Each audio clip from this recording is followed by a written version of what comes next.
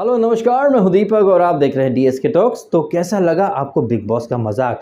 Big boss यहाँ पर ना सिर्फ कंटेस्टेंट बल्कि हम यानी दर्शकों के साथ भी कितने ज़बरदस्त तरीके से खेल गए। सांप भी मर गया, लाठी भी नहीं टूटी, घर वालों को दाल और चावल अलग करने की टास्क दे दी, झुंझुना पकड़ा दिया कि अपने कल का राशन अपने बूते कमा लिया है। और हमने एक दिन पहले देखा था ना, सलमान खान कैसे बोल रहा था 7 दिन तक किसी का राशन नहीं मिलेगा, आप लोग भूखे मरोगे। और कैसे भोजन के ऊपर भसड़ मची थी, कोई भूखा था, कोई भूख हड़ताल कर रहा था, तो सडनली वो जो भूखा था वो भुक्कड़ बनकर के दो बार राउंड लगा करके इतना पिज्जा खाया कि बाथरूम में जाकर के उल्टियां कर रहा था। तो यहाँ पर ये जो कुछ भी हमने देखा ना, वो कहीं ना कहीं बिग बॉस की एक डैमेज कंट्रोल वाली एक्टिविटी थी। अगर आप याद करें बिग बॉस 15 में वो जंगल थीम थी, आपने सबने देखा कैसे वहां पर एक मैप बनाने के लिए, सड़क का टुकड़ा बनाने के लिए कंटेस्टेंट लड़ा करते थे। सडनली बिग बॉस कहता अरे यार ये तो बहुत टू मच हो रहा है, क्या करें, प्लान बी पे जाएं क्या। प्लान बी क्या है, अरे प्राइज मनी में से इतना पैसा कम हो जाएगा और अब जंगलवासी जो है सारे घरवासी बन जाएंगे। एंड उसी दौरान आपने देखा था जय भानुशाली का परंपरा, प्रतिष्ठा और अनुशासन की जो पीपड़ी उसने बजाई थी।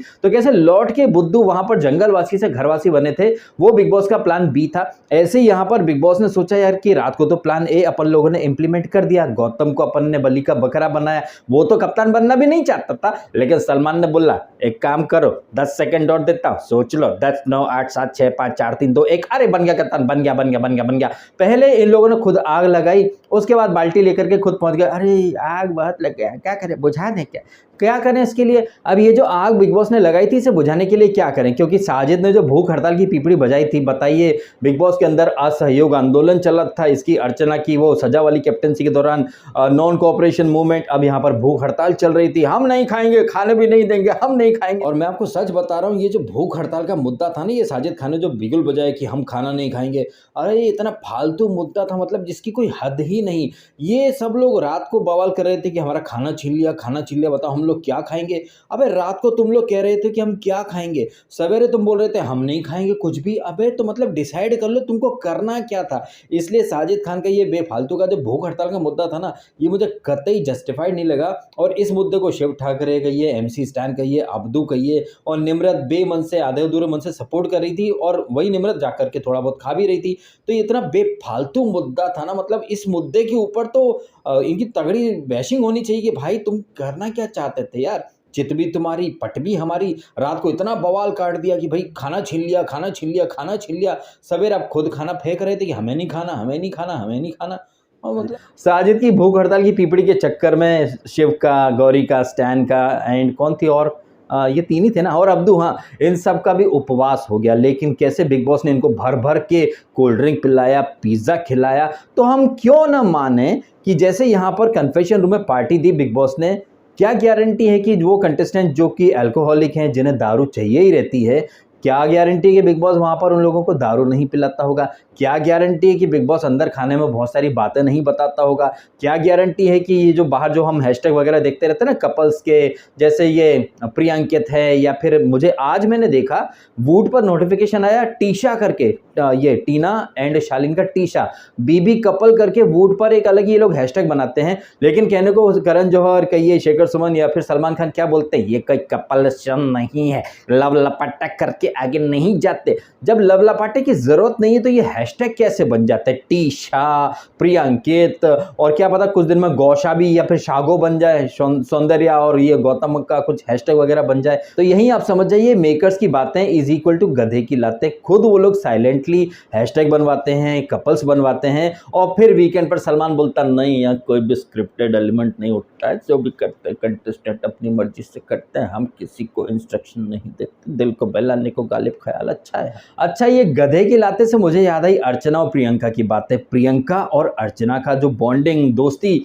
पिछले वीक जब करण जौहर इनको खाम में चने के झाड़ पर चढ़ा गया तो मैंने कहा था ये फर्जी तारीफें करी हैं, बड़ी जल्दी इनका फुग्गा फूटेगा तो असलियत सामने आएगी। अब आप देखिए कि पिछले वीकेंड पर बहुत सारे इसके जग्गा के फैंस कह रहे थे कि यार गौरी की बॉडी लैंग्वेज बहुत घटिया रहती है, अर्चना की लैंग्वेज, बॉडी लैंग्वेज काफ़ी अच्छी रहती है, तो लेट्स सपोर्ट अर्चना। अर्चना में भरी लाख बुराइयां हो लेकिन वो गौरी से अच्छी है।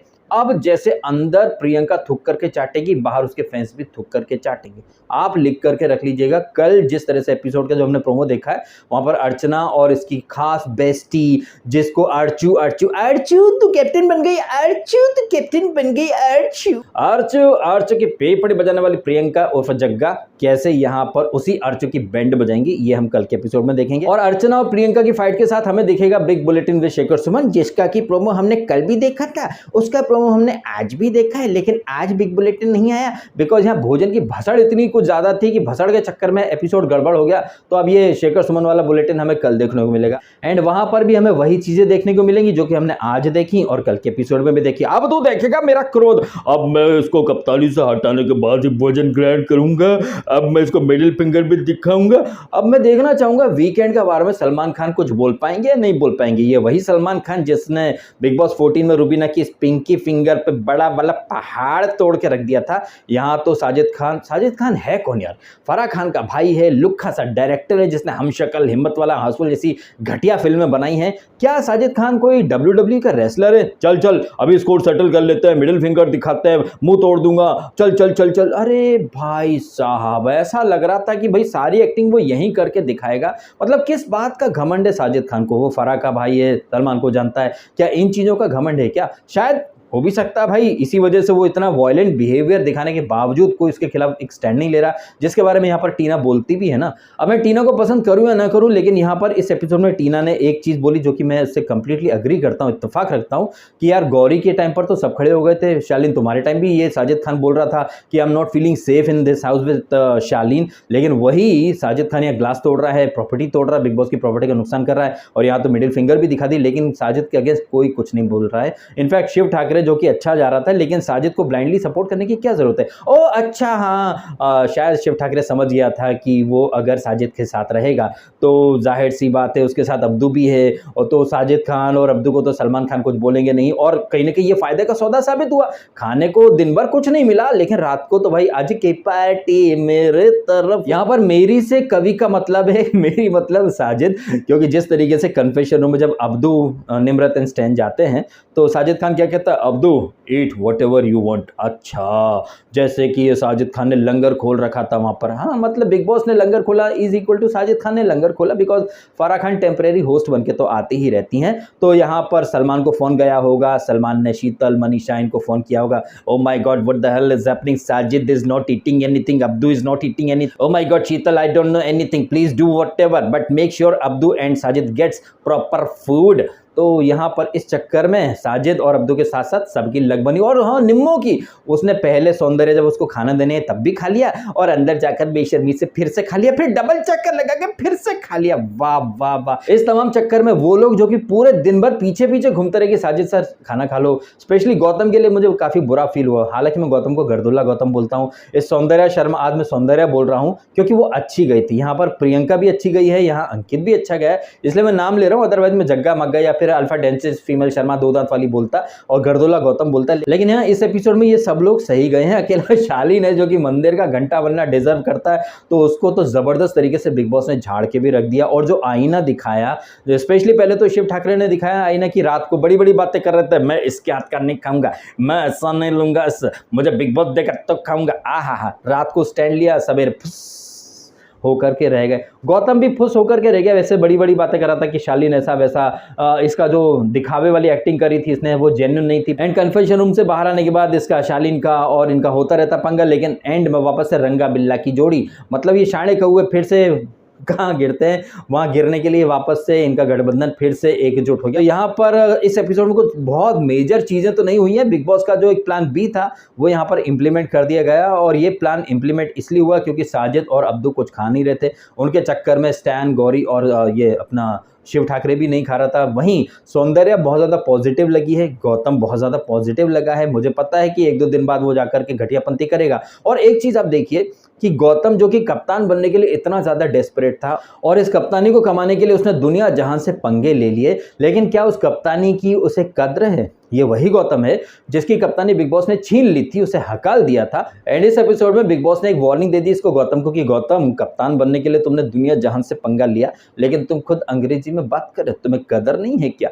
तो यहाँ पर ये जो रिंग मास्टर वाला जो कॉन्सेप्ट है ना, जो मैंने कुछ दिन पहले कहा था, गौतम को एक रिंग मास्टर की तरह बिहेव करना था। अब यहाँ पर गौतम पूरी तरह से मेक श्योर कर रहा है कि जैसे पिछली बार उसे कप्तानी छीनी गई थी ना, इस बार भी शायद 1-2 दिन में उससे कप्तानी छीन ली जाए। बिकॉज यहाँ पर कप्तान का मतलब होता है डेयरडेविल, रिंग मास्टर, जिसने एक बार जो फैसला ले लिया उस पर वो अटल रहे, अडिग रहे। लेकिन गौतम जो है वो वहां पर अपने फैसले पर अटल नहीं है और कप्तान के तौर पर उसे यहाँ रिंग मास्टर की तरह बिहेव करना, लेकिन वो रिंग मास्टर नहीं, सबको खुश करने के चक्कर में लगा है। ये जो पर्सनैलिटी है ना गौतम की, ये यहाँ पर बिग बॉस रिवील करवाना चाहता था। और ये जो पर्सनैलिटी दिखा रहा है ना गौतम, इसी पर्सनैलिटी को शास्त्रों में कहा जाता है स्पाइनलेस पर्सनैलिटी। जैसे बिग बॉस के अंदर सुंबुल नाम की स्पाइनलेस महिला है, वैसे ही पुरुषों में स्पाइनलेस होने का प्रतिनिधित्व गौतम विज कर रहे हैं। एंड एक चीज़ और, जहां पर गौतम ने कहा था कि वो अपनी रिलेशनशिप का या फिर सौंदर्य की डिग्निटी को मेंटेन करने के लिए कप्तान बनना चाहता है। अब सलमान खान ने, करण जौहर ने टोटली इस जोड़ी को फेक बोल दिया, लेकिन कहीं ना कहीं गौतम के मन में था कि भाई वो इस जोड़ी को फेक नहीं, जेन्युइन साबित कर देगा। अब इनडायरेक्टली कहिए, डायरेक्टली कहिए, एक्सीडेंटली कहिए या अनइंटेंशनली कहिए, मेकर्स ने ऐसा एक प्लान रच दिया है जहां पर गौतम एंड सौंदर्या की जोड़ी काफ़ी रियल भी लगने लगेगी, जेन्युइन भी लगने लगेगी, क्योंकि ये सौंदर्या थी जो कि गौतम का बराबर साथ दे रही थी, कंधे से कंधा मिला करके। और ये सब देख करके मैं, जो कि गौतम एंड सौंदर्या को बिल्कुल पसंद नहीं करता, मैं खुद आज उनको अप्रिशिएट कर रहा हूं। बिकॉज यहाँ पर गौतम को एक साथी की जरूरत थी और सौंदर्या ने वहां पर भर भर के साथ दिया। हालांकि दिखावे के लिए थोड़ी देर प्रियंका भी आती हैं, जो कहती हैं कि सौंदर्या अकेली काम कर रही है, गौतम तो ड्यूटी अलॉट कर दे। आपको किस चीज़ का इंतजार? आपको दिख रहा है कि वो अकेली कर रही है तो सवेरे से साथ देते ना। लेकिन ये बिग बॉस का घर है, यहाँ पर कंटेस्टेंट इतना ज़्यादा ईगो लेकर के चलते हैं, हम क्यों काम करें, हमको बताया नहीं, हाँ हम शादी में आए हुए रूठे फूफा, हमको नहीं खाना, हमको नहीं खाना, हमको बताया नहीं, अरे बताएगा तो करेंगे ना, तुमने हमारा नाम कैसे लिया, हमको नहीं आना, जाओ हम रूठ गए। ये जो रूठना, मनाना, फिर पीछे पीछे घूमना, ये सारी चीज़ें गौतम को बिल्कुल सूट नहीं करती। बिकॉज वो भुगत चुका है कि पहले भी बिग बॉस ने उसको फट्टू या कायर कप्तान का टैग दिया था, तो गलतियों से सबक क्या सीखा? यहाँ पर बिग बॉस एक तीर से कई शिकार करना चाहता था एंड गौतम पहली ही परीक्षा में फेल होता दिखाई दे रहा है। एक तो वो अपने डिसीजन पर अटल नहीं है, दूसरी बात है कि उसको एक फियरलेस कैप्टन के तौर पर खुद को एस्टैब्लिश करना चाहिए, लेकिन वो पीपल प्लीजर बन चुका है, लोगों को मना रहा है, पीछे पीछे भाग रहा है। तो ये चीज़ तो कहीं ना कहीं बिग बॉस के खुद के लॉजिक्स के एंड रूल्स के एंड संविधान के अगेंस्ट ही जा रही है। तो देखते हैं कि बिग बॉस कितने दिन तक गौतम को इस तरीके से झेलता है और कितने दिन बाद उसको हकाल के फेंक देता है। इन तमाम चीज़ों के अलावा वो जो चिकन पर चिक चिक हुई थी, एक तो ये सॉरी साजिद बोल रहा हूँ, क्या नाम है इसका, टीवी फर्टिनिटी के नल्ला एक्टर्स, माइथोलॉजिकल विलन, खुद उसे चिकन चाहिए। खुद ये बंदा कैमरे में जा करके बोल देगा चिकन चाहिए, चिकन चाहिए। और जिसके बारे में हमने देखा प्रोमो में, अब्दू जब तक मस्ती कर रहा है तब तक उससे कोई प्रॉब्लम नहीं, लेकिन जब प्रियंका एक फर्म स्टैंड लेती है, तुम खुद जाके बोलते हो प्रोटीन चिकन, उसका जब मजाक बन रहा है तो मजाक आपने खुद ने बनवाया ना, तो उसका बिल वो आई थिंक प्रियंका से पंगा वगैरह लेकर के बिल फाड़ने की कोशिश करेगा। यहाँ पर ये टीना एंड ये शालीन बात कर रहे थे कि यार मेरे को एक्टर क्यों बोलते हैं। इनफैक्ट वो शिव के बारे में बात कर रही थी ना कि वो खुद रियलिटी शो करके आए, कितने रियलिटी शो करेगा भाई, तुम भी तो कलर्स शो पे आए हो, कितने कलर्स शो करोगे, अपने गिरेवा में देख लिया करो ना थोड़ा। एंड टीना इस घमंड में है कि वो टीवी एक्टर है तो शिव उसको टारगेट करके फुटेज लेगा।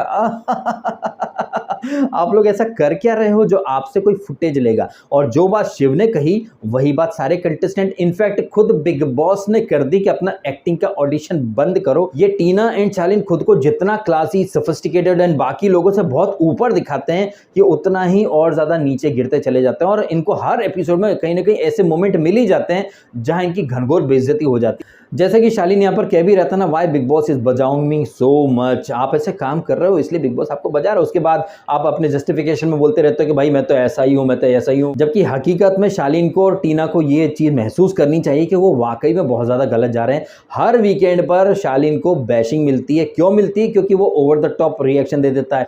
आपको याद होगा जब रश्मिका मंदाना और नीना गुप्ता आए थे तो सलमान खान ने कहा था कि पुष्पा पिक्चर का डायलॉग बोल के दिखाओ। डायलॉग कितना सिंपल था, पुष्पा नाम सुन के फ्लावर समझे थे क्या? फायर है मैं, हैं। लेकिन इसने क्या बोला था शालीन ने, पुष्पा नाम सुन के फ्लावर समझे थे, अपन झुकेगा नहीं सबको झुका डालेगा। तो सलमान ने वहां पर भी डांटा था। फिर डॉक्टर के साथ इसने शालीन ने मिसबिहेव करा। फिर ये हमने कल रात को देखा था वहां गौतम के सामने कितनी बड़ी बड़ी बातें कर रहा था, इसके हाथ से तो मैं नहीं लूंगा, मैं इसके हाथ से खाना कभी नहीं लूंगा। लेकिन आज के एपिसोड में जैसे ही उसने अंडे दिए 12 अंडे रख लिए, अरे सुन वो एग का तो हो गया, लेकिन व्हाट अबाउट माय चिकन, मेरे को 100 ग्राम मतलब 300 ग्राम तो चाहिए, लेकिन कैसे मैनेज होगा। तो यहाँ पर खुद ने थूक करके चाट लिया था। वही चीज घर वाले और बिग बॉस हाईलाइट कर दें तो बाहर इसके फैंस को भी मिर्ची लगती है, भाई वो गलत नहीं था, गलत नहीं था। अब एक बात में, बाहर जो फैंस है ना शालीन के कहिए या शिव के फैंस या फिर प्रियंका फैंस या मतलब जो भी कंटेस्टेंट के जो फैंस हैं, उन्हें तो सारी चीजें दिख रही हैं। अब जो कंटेस्टेंट हैं उन्हें नहीं पता चलता कि उनके पीठ पीछे क्या हो रहा है या कन्फेशन रूम के अंदर क्या हो रहा है, उन्हें नहीं पता। लेकिन आपको, मेरे को, सबको पता है।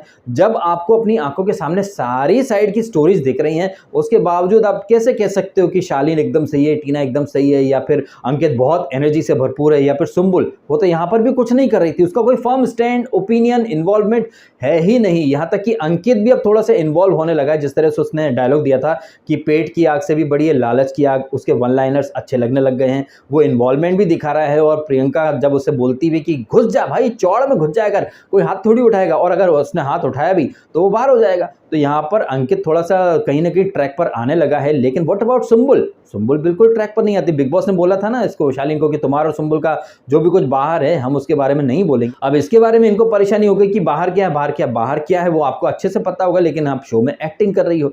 तो मैं ये कह रहा था कि अंदर कंटेस्टेंट जो रहते हैं उन्हें नहीं पता रहता कि दूसरी साइड की स्टोरी क्या है, लेकिन आपको तो पता है। और ऐसे भी मोमेंट आते हैं जहां पर कंटेस्टेंट को सामने सब दिख जाता है। जैसे कि इस वीक हमने वो टास्क देखी जहां पर शिव को कैप्टन बनाने के लिए निम्रत ने राशन को कुर्बान कर दिया था, तो प्रियंका कितनी आग बबूला हुई थी। लेकिन वही प्रियंका कुछ भी नहीं बोली जब सौंदर्या ने राशन को सेक्रीफाइस कर दिया। ये दोनों ही चीजें किसी की पीठ पीछे नहीं हुई थी, ये दोनों ही चीजें सबके सामने थी। तो जो चीजें आपको दिख रही थी वही चीजें हमको दिख रही थी, वही चीजें कंटेस्टेंट को भी दिख रही थी। लेकिन अपनी सहूलियत के हिसाब से वो लोग किसी चीज का मुद्दा बनाते हैं, किसी का नहीं बनाते हैं। लेकिन बाहर बैठकर आपको तो सब दिख रहा है ना कि शालीन कितनी ओवर एक्टिंग करता है, प्रियंका कितनी सेलेक्टिव माइंडसेट लेकर के चल रही थी, या फिर साजिद खान की ओवर एक्टिंग कहिए, या फिर शिव का साजिद खान को जस्टिफाई करना, सपोर्ट करना, उसके सपोर्ट में जाकर के भूख हड़ताल की बातें करना, या फिर अब्दू जिस तरह से क्यूट जाते जाते कल उसने ओवर एक्टिंग कर दी। ये सारी बातें आपको भी दिखती हैं, मुझे भी दिखती हैं। अगर ये चीजें मैं एज इट इज आपके सामने रख देता हूं, एक्सप्रेस कर देता हूं, तो बहुत लोगों को प्रॉब्लम होती है, जबकि एक्चुअली में आपको प्रॉब्लम होनी नहीं चाहिए, क्योंकि जो वहां पर दिख रहा है मैं वही चीजें आपके सामने एज इट इज रख रहा हूं, तो मैं गलत कैसे हो जाता हूं। मेरी बातें और मैं लोगों को गलत तभी लगते हैं जब वो अपने फेवरेट के पॉइंट ऑफ व्यू से चीजें देखते हैं। जैसे कि आजकल पीआर का बोलबाला रहता है, पीआर वाले जो रहते हैं वो उनके फेवरेट कंटेस्टेंट की सिर्फ अच्छी अच्छी चीजें हाईलाइट करते हैं, घटिया चीजों को वो लोग सिरे से दरकिनार कर देते हैं। और मैं दोनों साइड की बातें करता हूं। अब जैसे मैं शिव को पसंद करता हूं, लेकिन शिव जहां गलत थे वो चीज मैं डेफिनेटली हाईलाइट कर रहा हूं, उससे कोई जरूरत नहीं थी